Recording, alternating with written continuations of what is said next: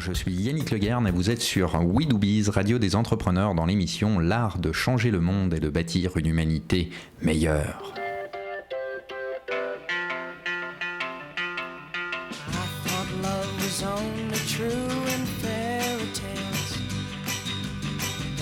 Someone else, but not for me. Our love was out to get me. That's the way it seemed. Disappointment haunted all my dreams. Then I saw her face. Entreprendre, c'est s'approprier le monde, le bâtir, le faire évoluer pour soi et pour les autres. Notre émission, L'art de changer le monde et de bâtir une humanité meilleure, présente de nouvelles manières de voir, de penser et d'agir d'entrepreneurs, d'artistes, de philosophes, d'humanistes, de chercheurs, d'écrivains, d'alchimistes, de chevaliers, mais pas que. De personnes qui ont changé ou changent de vie et font évoluer le monde par ce qu'elles font et par ce qu'elles sont. Emmanuel Yves Monin illustre la maxime d'Épictète que philosopher, ce n'est pas discuter de philosophie, c'est vivre sa philosophie ou ses croyances. Il nous montre qu'on peut s'approprier le monde hors des codes ou des normes. Concrétiser un rêve utopique, établir une communauté hippie ou religieuse, un éco-village ou quelques nouveautés sociales ou économiques afin d'améliorer son existence, voire améliorer le monde, quelle entreprise. C'est ce que nous allons voir aujourd'hui. Emmanuel Yves Monin a vécu dans plusieurs de ses tentatives, plus ou moins réussies en divers pays, en a visité un très grand nombre et en a même fondé ou cofondé certaines. Il les revisite régulièrement pour en dégager les raisons d'être, leurs problèmes de base, les méthodes pour les régler, inventées par leurs protagonistes. Il nous parlera de ses constats, publiés déjà dans son dernier ouvrage, chez les bâtisseurs d'utopie. Un homme qui nous montre une fois de plus que changer le monde et bâtir une humanité meilleure est possible et que, comme disait Schiller, déjà dans votre miroir commence à poindre le siècle futur. Alors le futur, c'est maintenant.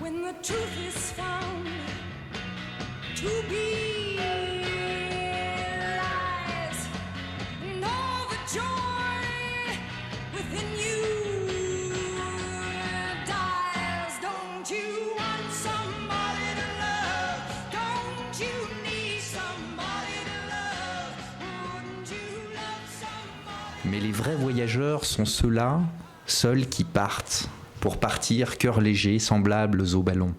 De leur fatalité, jamais ils ne s'écartent, et sans savoir pourquoi, disent toujours « allons ». Ceux-là, dont les désirs ont la forme des nus et qui rêvent, ainsi qu'un conscrit le canon, de vastes voluptés changeantes, inconnues, et dont l'esprit humain n'a jamais su le nom. Étonnants voyageurs, quelle noble histoire nous lisons dans vos yeux profonds comme les mers. Montrez-nous les écrins de vos riches mémoires, ces bijoux merveilleux faits d'astres et d'éther. Bonjour Emmanuel Yves. Bonjour. Alors vous êtes écrivain, poète, voyageur, chevalier des temps modernes. Tout ça, d'accord. Mais de toute façon, vous avez choisi le texte du voyage de Baudelaire, qui était celui auquel j'avais pensé aussi, parce que c'est ça l'invitation au voyage. Et d'ailleurs, si on pouvait commencer très très terre à terre, parce qu'il y a tout de même une rectification à faire sur le mot utopie. Tout le monde dit utopie qui n'est pas dans un lieu. Mais en fait, le grand clin d'œil de Thomas More, ça a été de prendre un mot, fabriquer un mot latin, utopia, en enlevant les deux possibles lettres qui étaient avant en grec. C'était soit O-U, utopia qui voulait dire non, ne pas, donc sans lieu, et également EU, qui veut dire beau, rayonnant, etc. Donc une utopie, ce n'est pas simplement quelque chose qui n'existe pas dans un lieu, mais c'est aussi quelque chose de beau. Et quand on lit les livres d'utopie, on s'aperçoit que tout le monde établit ce merveilleux lieu, cet âge d'or, quelque part dans le monde, dans sa tête, en espérant qu'un jour il sera mis dans un topos, dans un lieu. Dans un lieu physique, dans un lieu, voilà, hein, et tout le monde essaye de faire ça. Parce que si on veut vraiment regarder l'existence de tout le monde cherche son utopie. Tout le monde part en voyage, pour reprendre le poème de Baudelaire que vous avez pris, utopie. Et puis tout le monde est dans cet esprit d'entreprise qui est de se prendre en main. C'était d'ailleurs le premier sens d'entreprendre, hein, avant qu'il y ait des entreprises comme ça. Se prendre en main pour essayer de vivre heureux, quelles que soient les manières. Alors, on va voir justement comment vous avez vécu heureux, comment vous vivez heureux, quel est le tour des utopies concrètes que vous avez fait dans le monde. Est-ce qu'on peut faire déjà un petit retour sur vous? Qui êtes-vous? D'où venez-vous? Quel est votre parcours? Qui va peut-être sembler incroyable. Je viens de là-bas, j'y retournerai tout à l'heure. Pierre Dac, voilà. Pierre Dac. Oui. J'ai été... je ne vais pas dire obligé, mais j'ai vécu une période où tout le monde, véritablement, cherchait à vivre mieux.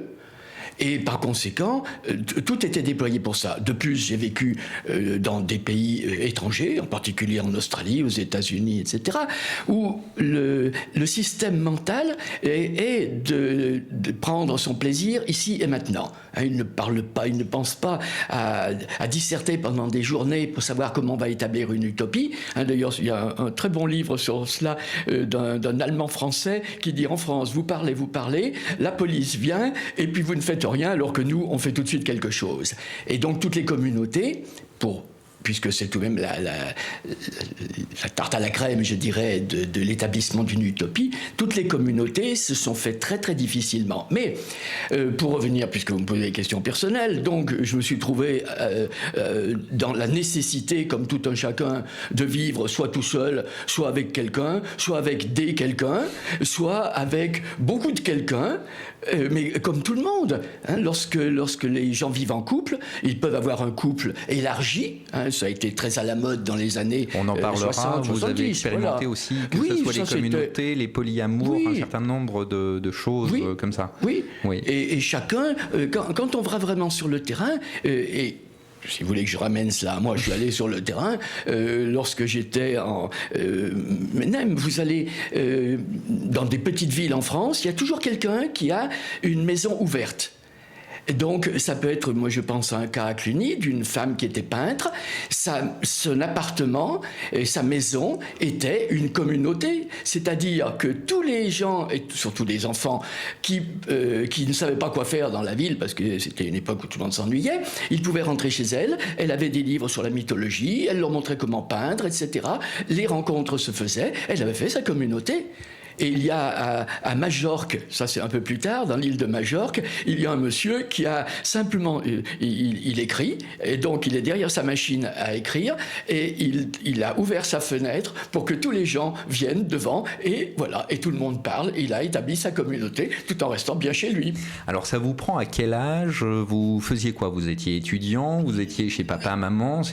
Non, moi j'étais professeur, et donc j'ai été envoyé aux États-Unis en tant que professeur. Je suis professeur d'anglais puis professeur de français, donc en tant que professeur de français, je vis dans les pays anglo-saxons, et en tant que professeur d'anglais, je vis en France. Voilà, j'ai les deux casquettes, ce qui permet, parce que là aussi, hein, j'ai vu votre magazine tout à l'heure sur l'entreprise, où ils insistent bien sur le fait que l'anglais est la langue de toutes les entreprises. Et toutes les communautés, je dirais dignes de ce nom, mais quelles qu'elles soient, hein, parce que vous allez, je prenais l'exemple de Majorque, ce monsieur, il parle anglais, parce que tous les gens qui passent ont une langue commune. Maintenant, les gens qui voyagent, je ne parle pas de ceux qui sont éternellement chez eux, ils parlent tous anglais, plus ou moins bien, mais voilà, c'est la langue qui permet de communiquer. Alors en plus, après, je suis allé en Nouvelle-Calédonie. Alors vous commencez, alors attendez, on va dérouler chacune des expériences des communautés, chacune de ces utopies concrètes. Vous commencez par découvrir quoi? Quel pays? C'est l'Australie? C'est les États-Unis? Les communautés, c'est où? C'est où? C'est en quelle année? Oui.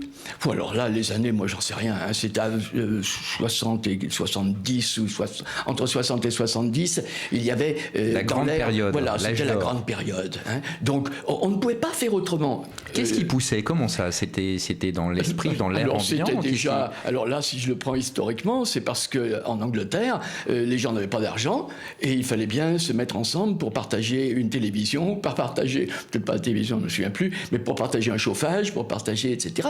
À ce moment-là, on a écrit d'ailleurs, j'ai même dû l'apporter ici, oui, pardon... Voilà, le manuel de la vie pauvre. Hein, on a collaboré à cela.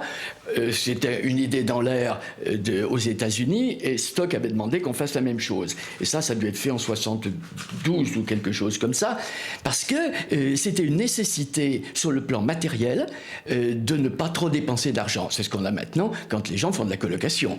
Mais c'est très difficile en France parce que les maisons ne sont pas faites pour ça.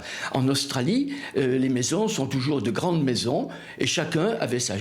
J'avais donc une communauté à Melbourne et chacun avait sa chambre. On avait un immense manoir. Tout ça, toutes les photos sont sur le site qui correspond à mon livre. Bâtisseur d'utopie.free.fr. Oui, quelque chose comme ça, on peut taper, on tape votre nom, on le mettra en ligne. Oui. Et dans d'autres... par contre, en Nouvelle-Calédonie, par exemple, qui est bien française, chacun habitait chez soi. Donc il n'y avait pas l'esprit communautaire. Et pire, parce que il y avait déjà des conflits. Vous me demandiez pourquoi. Voilà, je vais reprendre ça comme ça. Il y avait les conflits entre les vrais autochtones, les anciens Français qui étaient venus coloniser, et les nouveaux qui passaient, les touristes. Donc on ne pouvait pas trouver un lien. Il y avait un lieu qui servait de lieu communautaire, on peut dire. C'est un grand hôtel-restaurant qui s'appelait le Château Royal, au bord de la mer, où on pouvait passer sa journée. Et là, ce qu'on dit maintenant les expats, les expatriés se retrouvaient, voilà, hein, et tout le monde venait de tous les pays. Dalida est venu, Hubert d'Europe numéro 1, il y avait tous les gens qui étaient sur les bateaux, Cola, enfin tous les fameux comme cela. Vous avez rencontré même, je crois, c'était dans quelle communauté? C'était à Ibiza ou ailleurs, des gens d'un groupe de rock un peu connu à l'époque, Jim Morrison, les Doors, il y avait le batteur des Doors, le batteur des Doors, il était à Ibiza. Hein. Oui. Ibiza, il y a un lieu, mais voyez, on ne peut pas parler de communauté, mais il y a un café, comme il y a partout dans toutes les villes, il y a The Café, dans lequel tout le monde se retrouve. Et dans un petit village de Ibiza, San Carlos, tout le monde se retrouvait dans ce café-restaurant avec la mama qui jouait bien son rôle, qui donnait à manger à tous ceux qui n'avaient pas, voilà, qui logeait tout le monde. Et puis, je me souviens, le batteur des Doors tapait sur les cailloux en face avec ses 2 baguettes. Voilà. C'était une époque où il y avait, justement, c'était pour ça, je réponds à votre question, il y avait une communauté d'esprit. Voilà. Un sentiment d'unicité, de partage. Exactement. Oui, simplement le désir d'être heureux. Ce qui est très, je répète, ce qui est très anglo-saxon. Le français, il veut d'abord penser, il ne cherche pas tout de suite faire AA. Hein, voilà, hein, la musique et la danse, voilà tout ce qu'il faut, disait Molière. Et c'est vrai, au lieu de parler et de se disputer, parce qu'on se dispute sans arrêt, personne n'a les mêmes notions, tous les mots sont réexpliqués. Donc il y a eu une époque où c'était pas un problème, comme en Australie maintenant, no worries, pas de problème, on va pas discuter, on n'est pas d'accord, mais on va pas discuter. L'essentiel, c'est d'être heureux, de dire I love you, même si c'est pas vrai, de chanter, de danser. Bon, c'est un peu caricature, mais de prendre des bains de boue aussi, parce que c'est ça. Ça c'est, oui, mais ça c'est uniquement dans les rassemblements Nowhere, Rainbow, même Woodstock à l'époque. Voilà, oui, c'est ça. Oui, c'est redevenir des enfants. Très travail d'alchimie, hein. Alors pourquoi ? Qu'est-ce qui est recherché ? La pureté de l'âme d'enfant, d'être un enfant joueur et naïf vis-à-vis du monde, pour se l'approprier, c'est quoi ? Je dirais que c'est même pas recherché, parce qu'il n'était pas à ce niveau. Il l'était, il voulait pas tomber dans le panneau. C'est ça, les hippies n'ont pas voulu tomber dans le panneau de papa-maman. Ils étaient riches, hein, beaucoup étaient très riches. Dans les années 60, quand ils sont tous partis à Ashbury, il y avait tout de même ils avaient, voilà, ceux qui sont partis fonder leur communauté aussi, à cette époque. C'est simplement, ils ne voulaient pas ressembler à leur famille, qui, elle, s'était normalisée. En plus, parce qu'ils voyaient qu'il y avait la guerre aussi. Hein. Donc tout ça, ça les rebutait, et ils préféraient partir. C'est le voyage dont vous parliez tout à l'heure. Hein, c'est toute une époque, les récits, je poursuis là, les récits de voyage de tous ces gens les Marco Polo et compagnie, qui allaient ou faisaient semblant d'aller dans les pays étrangers, mais même les Gérard de Nerval, les Flaubert, etc. Parce que ailleurs, c'est censé être mieux. Hein, c'est le retour à l'âge d'or. On sent qu'on n'est pas bien ici, donc on s'en va, le voyage, et on va essayer d'établir une utopie, un lieu meilleur, et là on essaye de le concrétiser. Alors comment on fait concrètement vous avez dit, c'est pour Heritage Murray à San Francisco, oui. Pour d'autres lieux, souvent effectivement des enfants de riches ou quoi que ce soit. Il faut être riche pour pouvoir être libre, ou comment on fait? Vous nous avez montré justement aussi le petit manuel de la vie pauvre. Oui. Comment ça se passe pour créer une communauté? Comment on fait? Quel est l'intérêt? Qu'est-ce que vous y avez trouvé, vous? L'intérêt, ça peut être pour les gens pauvres, comme je disais. Quand on est pauvre, autant avoir une maison avec quelqu'un d'autre. Où on a eu des mini-sommes à payer. Hein, je pense à plusieurs lieux comme ça, que ce soit en Australie, que ce soit même dans le sud de la France. C'est des lieux qui sont ouverts. Avec des amis, on a acheté dans le sud de l'Espagne un immense parc national.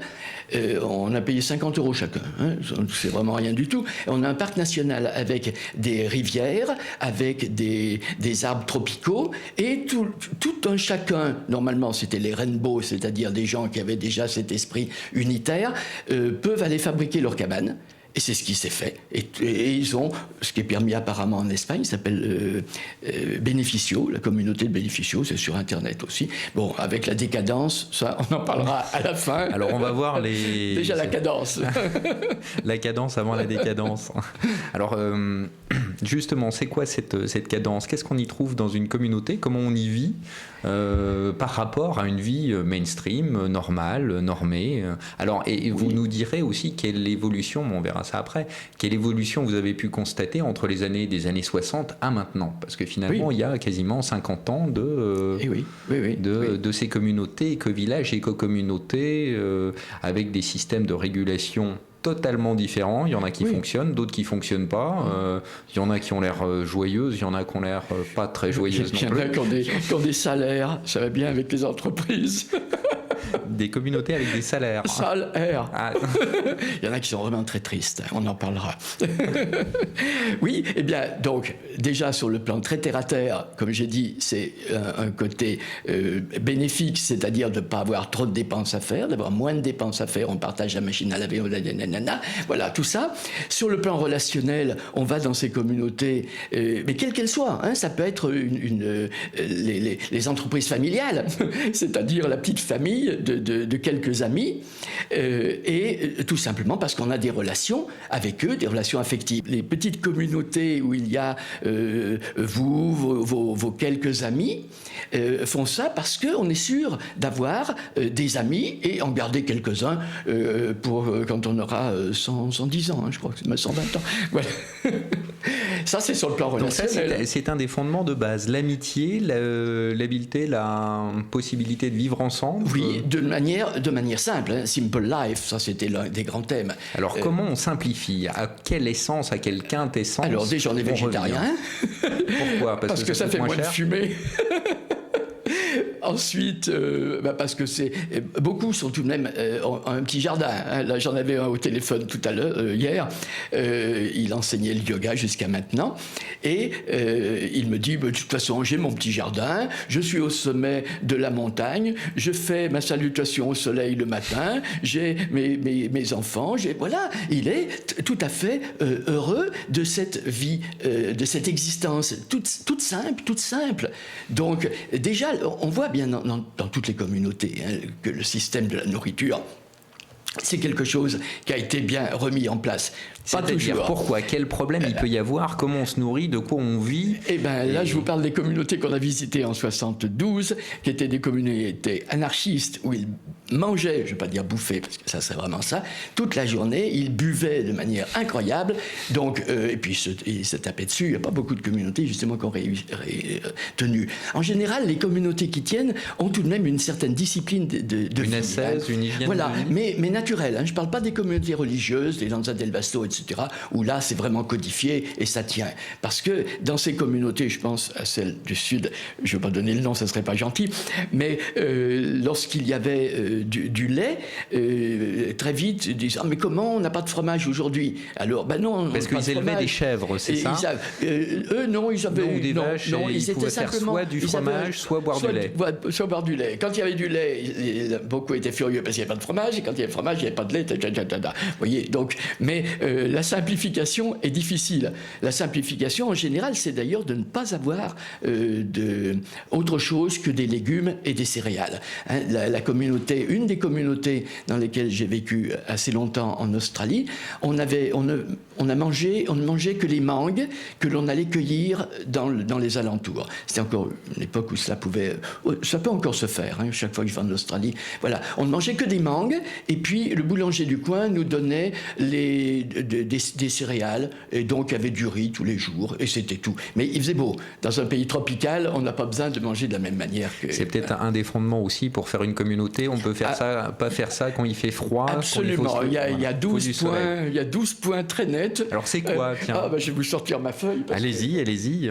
Parce que tout ceci, on l'étudie avec d'autres personnes. À chaque fois que je retourne dans ces communautés, soit je rencontre sur place des gens qui y sont encore, soit des gens qui sont intéressés à cela.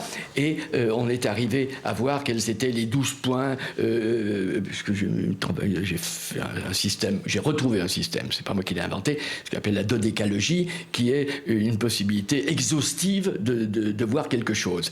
Et donc, il faut un lieu qui soit beau, sécure.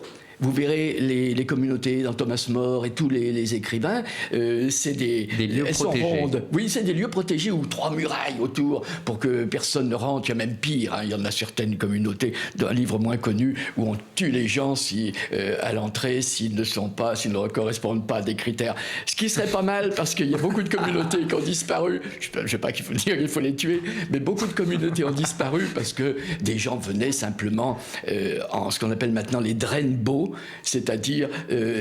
C'est quoi les drainbows? C'est les frelons, dirait, je crois que c'est Fourier. Il y a les abeilles, le fameux Fourier qui a été à la tête de toutes ces les phalanstères de la socialiste utopique, on rappelle ça, pour nos auditeurs les plus jeunes. Voilà, ceux qui n'ont pas le temps d'aller regarder sur Internet. Mais Fourier est un personnage. Oui, parce que les livres, il y en a tout de même une quantité ça. Hein, c'était un graphomane en plus. Oui.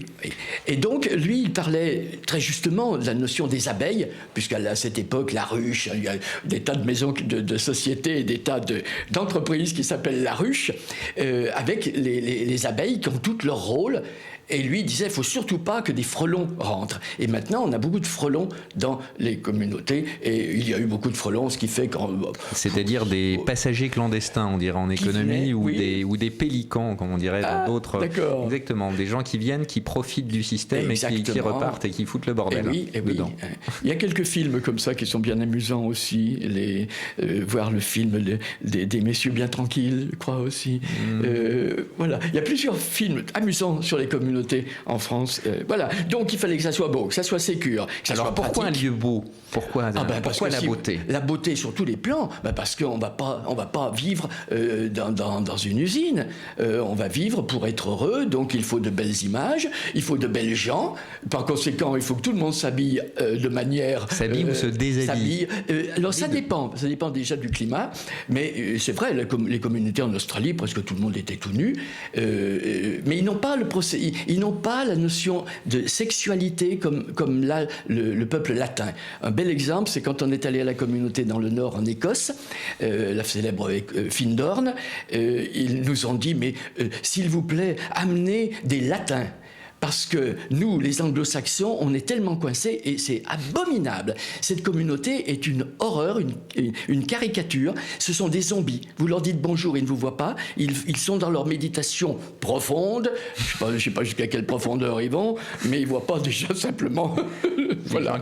Je ne vais pas faire de la psychanalyse. Voilà. Donc, ce côté heureux de vivre, donc je disais, il y a la sensualité, mais il n'y a pas la sexualité, qui est typiquement latine. Vous êtes toujours sur We Do Biz dans l'émission L'art de changer le monde et de bâtir une humanité meilleure avec Emmanuel Yves Monin pour son livre Chez les bâtisseurs d'utopie. Et le point suivant, on peut dire pour les conditions nécessaires pour l'établissement d'une communauté, d'ailleurs, entre parenthèses, vous me posiez la question sur le beau, vous n'allez pas prendre une compagne qui serait laide, tout de même, en général, c'est, voilà, sauf les masos, là, il faut de tout aussi, hein, voilà. Donc, beau, sécure, pratique, bien entouré. C'est-à-dire qu'il ne faut pas qu'on soit obligé de faire des kilomètres pour aller trouver un petit café quand on en a envie, parce que d'être coincé dans une communauté, il y a des moments... on a besoin de prendre l'air. Oh là là, voilà. Hein. Et d'ailleurs, c'est une technique que j'utilisais en Australie, j'appelais ça des stop sessions. Si vous voulez vivre dans une communauté, la première chose à faire, c'est déjà de vous réunir avec 4 ou 5 personnes avec lesquelles vous allez faire cette communauté, entre 4 murs, pendant 36 heures. On ne mange pas, on ne fume pas, on ne mange pas, mais il y a de la nourriture sur la table et on a une certaine heure à laquelle on peut manger. Donc il va falloir supporter ces gens pendant 36 heures. On a le droit de dormir, mais voilà. Et au moins, vous allez voir comment vous vous relationnez avec autrui. Et très vite, on s'aperçoit qu'on fait en 36 heures, on fait le travail de 3 ans.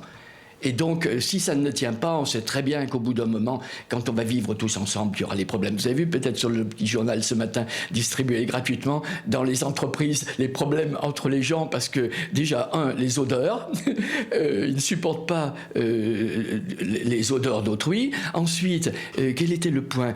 Ceux qui sont toujours en train de geindre, dit l'article, et c'est vrai dans les communautés. Il y en a qui se plaignent.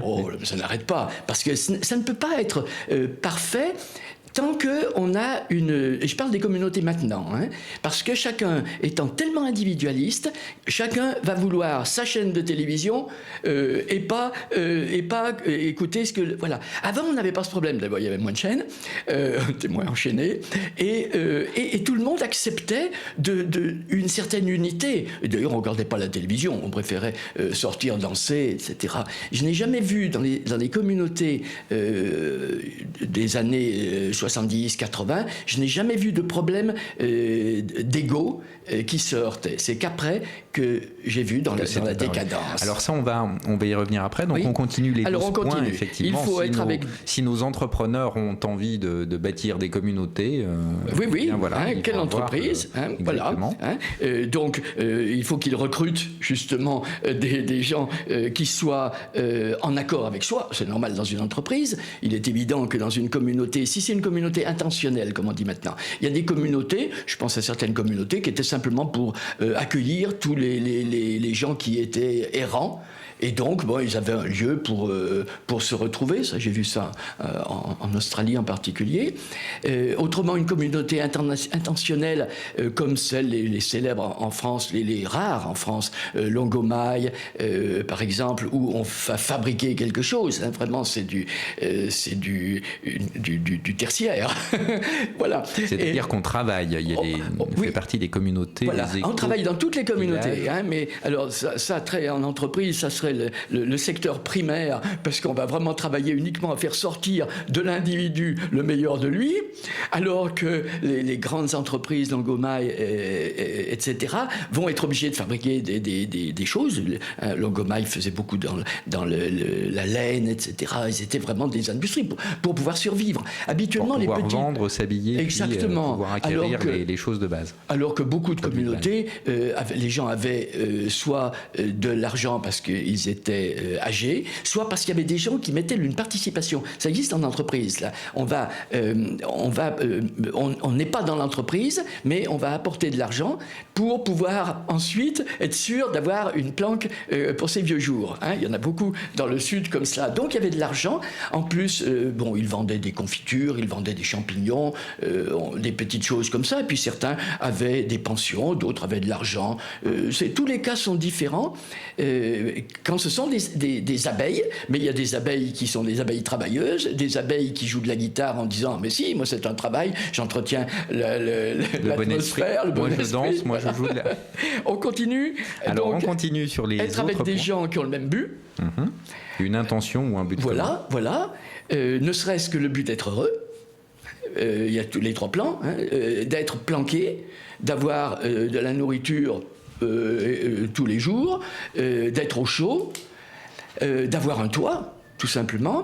Ensuite, d'avoir du confort affectif, parce que surtout dans les années 60, 70, surtout, il y avait une promiscuité qui faisait que tout le monde était très au chaud physiquement avec... Ça veut dire quoi? C'est-à-dire qu'il y avait...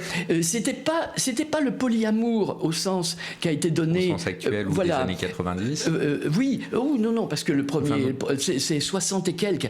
C'est Robert Rimmer qui a lancé ça aux États-Unis. Ses livres ont été assez bannis. Nous, on a retrouvé ce monsieur il y a quelques années.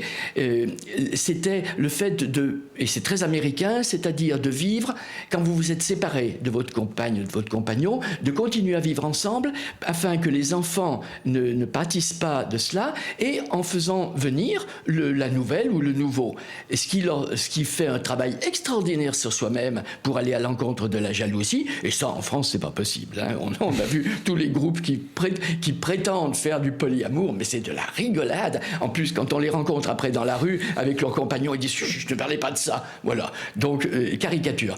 Dans d'autres pays ça marche parce que, comme je dis, il n'y a pas ce background, peut-être chrétien, je ne sais pas, judéo-chrétien, voilà, peut-être, moral, qui fait qu'on associe toute rencontre, on l'associe à la sexualité. L'Australien, l'Américain, ils pensent pas ça directement, ça ne drague pas, hélas, disent beaucoup de femmes, parce qu'elles se sentent complètement délaissées et donc sans avis aux existence. Français, aux Latins, il faut aller dans les communautés américaines ou australiennes. Ah oui, on est très très bien reçus. Ben oui, il y a même un Français qui a fait une école de baiser français en Australie. Il a eu un monde fou parce qu'ils sentent cet appel de leur sensualité dans la manifestation, pas simplement à faire semblant « Oh, it's nice seeing you, I've not seen you for ages », etc. Non, du cinéma hypocrite, mais qui est très agréable, parce qu'on a l'impression que tout le monde vous aime. Alors, les autres points pour l'autonomie. Établir une communauté. L'autonomie, parce que si vous vivez dans une communauté, dans un certain sens, il y a une autonomie pour vous, puisque vous savez que vous avez trouvé votre âge d'or, en fait. Vous avez trouvé votre planque, pour parler vulgairement. Et donc, c'est un réconfort en sachant que les choses peuvent continuer comme cela tant que vous tenez le coup. Et ce qui est difficile, parce que je vois dans la communauté de Findorn en Écosse, les gens commencent à avoir 80 ans et ils ne se sont pas préoccupés de savoir comment on allait gérer cela. Ah ben oui, on va y penser, nous disent-ils. Ça, c'est typique anglo-saxon. Et les Français qui arrivent avec leur gros sabot en disant « mais il faudrait peut-être y penser avant que tout le monde... » À la transmission. Voilà. Et alors, sur le plan mental, c'est la possibilité de discuter intelligemment avec les gens autour de soi. C'est pour ça, il y a on recrute, on peut dire, d'ailleurs ils se recrutent eux-mêmes. Hein. Déjà, quand il y a une communauté intentionnelle, je pense à une communauté dans le sud de la France qui est intéressée par la protection des animaux, de la forêt, etc. Il est évident que si quelqu'un est carnivore et qu'il arrive là, on lui dit « non, monsieur ». Voilà. Donc il y a déjà une sélection qui se fait, et ensuite dans les discussions, pareil, hein, je me souviens d'un cas comme cela où la personne avait valorisé la chasse et il s'est fait chasser, hein, parce que c'était pas du tout dans le plan. Dans l'esprit. Voilà. Donc pour créer des relations saines, avec les gens qui sont là. Et puis, on avait rajouté une case dans ce travail qui était l'ajustement à chaque instant. Parce que c'est-à-dire que pourquoi quand on a besoin de quelqu'un parce qu'il y a une fuite d'eau, il ne s'agit pas de dire moi je ne sais pas faire, puis moi je ne travaille pas aujourd'hui. Il s'agit d'aller au moins faire sa présence, qui peut être réconfortante pour celui qui le fait, qui ne se trouve pas seul. Donc c'est vraiment une entreprise. Hein. C'est pour ça qu'elles n'ont pas tenu en France, les communautés. Pourquoi ? Parce que l'individualisme fait que je veux utiliser ce lieu pour mon mieux-être, à moi et sans ma participation. Et tous les groupes, alors là, ce sont les petites communautés dont je parle. Après, il y a les mastodontes, voilà, c'est comme les Rainbow, les entreprises, voilà, les grandes entreprises, hein, et ça, c'est les petites et moyennes entreprises, les entreprises familiales, les grandes entreprises qui sont oui, on peut dire les Rainbow, mais tous ces rassemblements, c'est tout de même pas des entreprises qui durent longtemps. Alors, c'est quoi les Rainbow? Les Rainbow, c'est tout un tas de gens qui sont...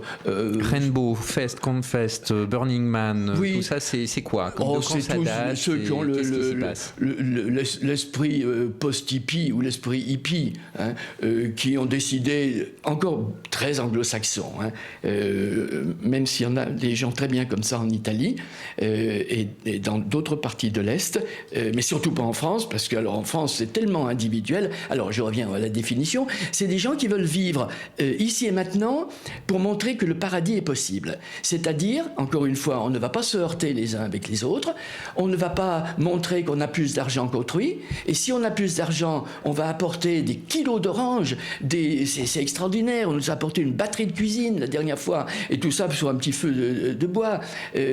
Chacun, c'est vraiment l'esprit communautaire qui est très anglo-saxon, parce que les anglo-saxons, de toute façon, c'est tout de même ces Américains, ces Européens, quand ils sont arrivés en Amérique, il fallait bien qu'ils soient... des communautés, qu'ils soient solidaires. Et qu'ils soient copains avec les autres, autrement, les Indiens les tuaient tout de suite. Hein.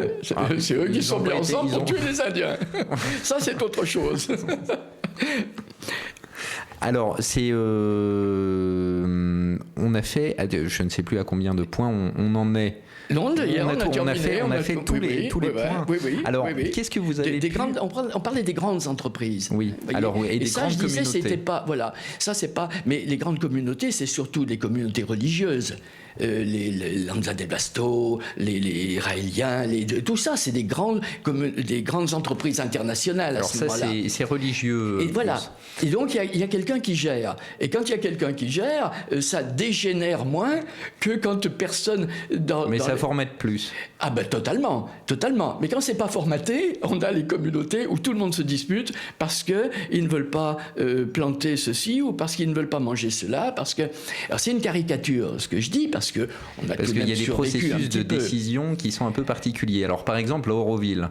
Oui. C'est un système. Auroville au début c'était extraordinaire. Donc, et puis Auroville, ça a été créé quand et Alors j'en parlais il y a 2 jours avec quelqu'un qui était à Auroville et qui me dit que c'était c'était après la date que moi j'ai dans la tête. Moi je voyais ça vers 61 parce que la revue Planète avait dû faire ça en 61. Bon, toujours est-il qu'il y avait un idéal, mais il y avait un enseignement. Donc, alors c'était quoi cet idéal? C'était quoi les fondements de base? C'était Sri Aurobindo qui était un philosophe oriental qui était pas trop mal. Enfin, moi je suis très critique sur ces sujets intellectuels. Mais c'était pas de la soupe New Age comme maintenant, mais vous savez, toutes ces communautés. Alors, si je prends autrement, que ça soit celle de Thomas More ou toutes celles qui ont existé sur papier, ou même celles qui ont existé à partir des enseignements de Fourier, comme Oneida aux États-Unis, c'était surtout aux États-Unis. Fourier en France faisait les concepts et hop, on allait fabriquer ça aux États-Unis parce qu'en France personne n'en voulait, sinon on vidant les gens comme on avait vidé toute la bande du père Enfantin. Ça c'était l'époque de George Sand, de Musset, etc. Là à côté, ils avaient fondé leur centre et Napoléon n'était pas content. Et voilà. Donc tout ceci. Comme penseur, il y avait eu aussi Thoreau qui a beaucoup marqué et qui marque encore. Oui, mais alors lui, c'était vraiment pire que familial. Hein. Il était tout seul dans sa maison.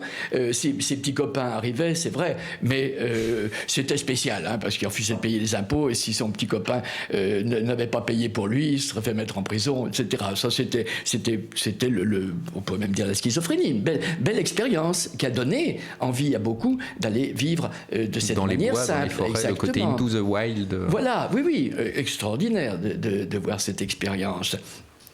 Et donc, ces communautés, si elles n'ont pas donc, toutes ces communautés qui sont non religieuses, dont on parle avec les livres de celui qui a inventé le mot Utopia, hein, Thomas More, et tous les autres, Campanella, etc.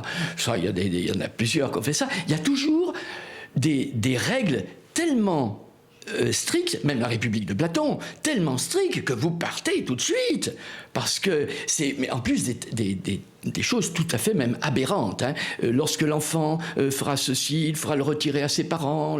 Voilà, quand on voit, c'était vraiment une mainmise sans même quelqu'un à la tête. C'est que tout le monde acceptait ça. Une régulation collective. Tout à fait, c'était un embrigadement incroyable. Mais quand il n'y a pas d'embrigadement, chacun fait ce qu'il veut et les communautés ne tiennent pas. Donc il faut avoir un chef d'entreprise qui aurait une main de fer dans un gant de velours. Ben, ça se trouve pas beaucoup. Entre un gourou mais ouvert. Ben, gourou, ça veut dire un enseignant. Alors, j'aime déjà pas ce terme. Non, je sais même pas. Non, quelqu'un, un chef d'entreprise. Un chef d'entreprise, c'est quelqu'un qui est conscient que tous les gens qui sont autour de lui forment, comme dans une ruche. Hein, je trouve que cet exemple était bien. Sont des éléments qui participent à l'entreprise. À la création d'un collectif. Voilà, quelle qu'elle soit pour être heureux, soit pour fabriquer des choses qui vont permettre une autonomie et de vivre autrement que, entre guillemets, papa, maman, chacun avec chacune devant sa télé. D'ailleurs, ça s'appelle une company, et ça s'appelle firm, une firme. Ah, il faut que ça soit ferme. C'est ça la main de fer. Une entreprise et une ferme, donc. Alors, par rapport à ce que vous avez pu observer, ces communautés qui périclitaient, qui dégénéraient, qui avaient des dérives de tous ordres, quel est votre regard actuel ? Qu'est-ce qu'on peut créer ? Comment est-ce qu'on peut inventer finalement le monde ? Ou comment est-ce qu'on peut réinventer notre manière de vivre ensemble ? Je vais terminer par la fin peut-être, parce que là aussi, quelqu'un me posait cette question hier, et j'ai retrouvé dans un personnage que tout le monde cite, qui est à l'origine de la franc-maçonnerie, etc., Swedenborg. Et Swedenborg dit qu'il faut retourner, alors on pourrait dire à Thoreau, c'est-à-dire à sa communauté intérieure, one's inner Jerusalem, sa Jérusalem intérieure. Sa Jérusalem céleste. Voilà, intérieur. Parce la qu'autrement, divinité en soi, disait-il. Alors, oui, donc en fait, plus terre à terre, si vous arrivez à avoir une tribu, le mot le dit, trois amis, avec lesquels on peut vivre intelligemment, sans qu'il y ait de problème de jalousie, etc. Alors là, vous avez déjà formé votre communauté, et si vous voulez la déplacer dans un lieu qui est beau, sécure, vous trouvez un lieu tout de même où il fait un petit peu plus chaud, il y a moins de problèmes pour acheter des vêtements, moins besoin d'argent, etc., etc. Mais c'est la chose la plus difficile en France. Vous allez aux États-Unis, en quelques jours, vous êtes déjà automatiquement invité chez des gens qui ont les mêmes pôles d'intérêt que vous. Même sur Internet, hein, on le voit, on a une grande maison, mais on ne peut pas partir parce qu'on a des animaux. Venez vivre avec nous. Vous voyez, ça, il y en a des colonnes et des colonnes, on voit pas ça en France. En Australie, par contre, aussi, en Espagne, on avait ça avant, et maintenant, comme il y a tous ces problèmes, hein, puisque vous parliez tout à l'heure hors télévision, hors interview, on parlait de Ibiza. Ibiza qui avait été le modèle de la communauté internationale, où les gens venaient... chacun vivait chez lui, on pouvait très facilement vivre, on prenait toutes les maisons abandonnées, dans les terrains, voilà. Et chacun vivait, on se retrouvait sur la place du village, ça c'était les années 70, 12, 15, etc., jusqu'en 90 à mon avis. Hein. Et petit à petit, les touristes sont arrivés, les gens de la péninsule sont venus pour faire de l'argent, et maintenant, ça y est, c'est fini.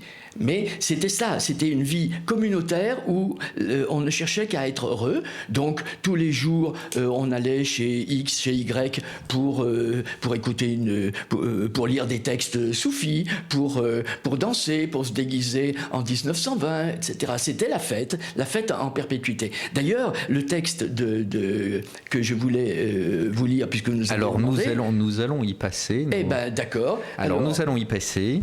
Petit intermède poétique dans ce monde de lutte. Voilà, je viens de le trouver il y a quelques minutes, en venant ici, c'est de Victor Hugo. « Fête dans les cités, fête dans les campagnes, les cieux n'ont plus d'enfer, les lois n'ont plus de bagne. Où donc est l'échafaud ? ce monstre a disparu. Tout renaît. Le bonheur de chacun est accru de la félicité des nations entières. Plus de soldats l'épée au poing, plus de frontières, plus de fisc, plus de glaives ayant forme de croix. L'Europe, en rugissant, dit « Quoi ? J'avais des rois ?» Et l'Amérique dit « Quoi ? J'avais des esclaves ?» Science, art, poésie ont dissous les entraves de tout le genre humain. Où sont les mots soufferts ? Point d'interrogation. Les libres pieds de l'homme ont oublié les fers. Tout l'univers n'est plus qu'une famille unie. Le saint labeur de tous se fond en harmonie et la société qui d'hymne retentit accueille avec transport l'effort du plus petit.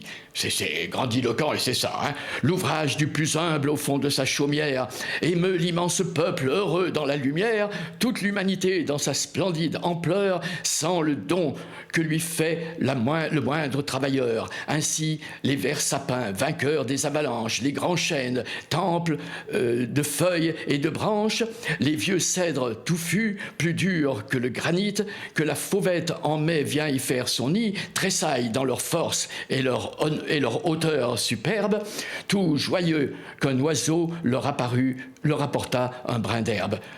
Radieux avenir, cœur universel, épanouissement de l'homme sous le ciel. Je suis ni hugolien ni hugolâtre, mais c'est bien dit, hein, ce désir de l'utopie qui habite absolument tout le monde. Avec un cœur radieux qu'on retient, exactement. Alors, on va passer maintenant à notre troisième partie. Questionnaire artistique, questionnaire changer le monde.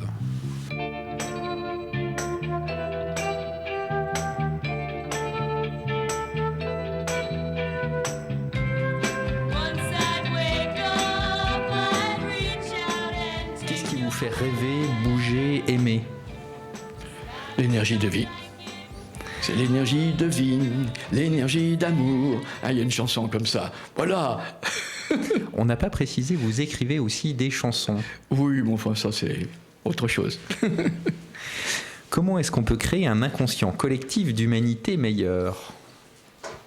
D'abord, on n'a pas à créer un inconscient, contrairement à ce que l'imbécilité des psychologues qui appellent l'inconscient, cette chose qui est suprêmement consciente par rapport à ce qu'ils croient être leur conscience, qui est totalement inconsciente. Je ne sais pas s'il faut répéter, mais leur inconscient, il sait ces choses-là. Et c'est justement parce que leur inconscient, il est lié ontologiquement à la joie de vivre, à la joie de s'exprimer de manière naturelle, sans gadget, et sans entreprise commerciale délirante, simplement le libre-échange.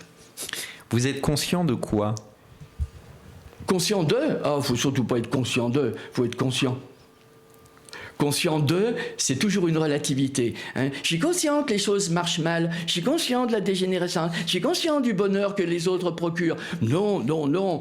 Tout ça, c'est des petits gadgets New Age, parce que c'est pas une véritable conscience. La conscience de, c'est toujours une relativité par rapport à soi. Hein. C'est-à-dire qu'on va être conscient du plaisir que l'on a à lire un livre, mais on va pas être conscient en vérité du fait qu'on a besoin d'un livre pour être heureux. Soyons conscients, simplement. Non, ne soyons rien du tout et on est conscient. Soyons rien, soyons tout. Soyons. Voilà, soyons. Non, on ne peut même pas dire soyons puisqu'on l'est. Ah, il y en a qui vont avoir l'illumination, là. Est-ce que tout le monde est ? Peu importe, l'essentiel c'est que soi-même on le soit. Hein. Dit Allah et laisse le monde à ses vaines affaires, ses vaines palabres, comme dit le Coran. Je ne suis pas islamiste pour autant, mais il y a des phrases qui sont bien tout de même, comme ça partout. Comment s'invente-t-on ? S'invente-t-on ? Là, il faudrait déjà que vous m'expliquiez le mot s'inventer. On ne s'invente pas, on est poussé par sa nature humaine qui est passée dans une conduite astrologiquement marquée ou caractériellement marquée, ce qui fait que celui qui est né dans un corps très, très solide, il ne va pas s'inventer simplement jouant aux billes. Et celui qui est très beau, il va devenir playboy ou où elle va devenir pin-up, alors que celui qui est moche, entre guillemets, il va pas s'inventer autrement qu'il l'est. On peut rectifier un petit peu tout ça, mais enfin, il faut encore en avoir envie, et pour avoir envie, il faut déjà être marqué au fond de soi par un caractère de vouloir être autre chose que ce que l'on est. On n'en sort pas. Qu'est-ce qui est magique pour vous? Tout. Tout, hein, le fait d'être ici et de pouvoir voir toutes ces belles têtes de tous les côtés qui sont souriantes. Ah, si les auditeurs voyaient. Quels sont les 3 vœux magiques que vous pourriez formuler pour améliorer le monde ou l'humanité? Ah, mais le monde, il est très bien. Le monde, il est très bien, puisque quand c'est pas bien, hein, parce que le bien est toujours bien relatif et que le mal fait bien aimer le bien. C'est-à-dire que tout est parfait pour en tirer des leçons. Alors c'est vrai qu'il vaut mieux prendre des leçons tout de suite, mais quand quelque chose vous arrive qui est mal, qui est douloureux, c'est pour vous faire dire, bon, est-ce que je fais ce que je ressens de faire? Est-ce que je peux pas améliorer ce que je fais, ou est-ce que je peux pas aller ailleurs, hein? C'est ce qui s'est passé pour tous les hippies. C'était très bien, hein, mais c'était pas bien, donc ils sont partis faire leur communauté sous des cieux plus cléments que le froid de New York. Qu'est-ce que l'homme? Avec un grand H. Un grand H. Incluant la femme.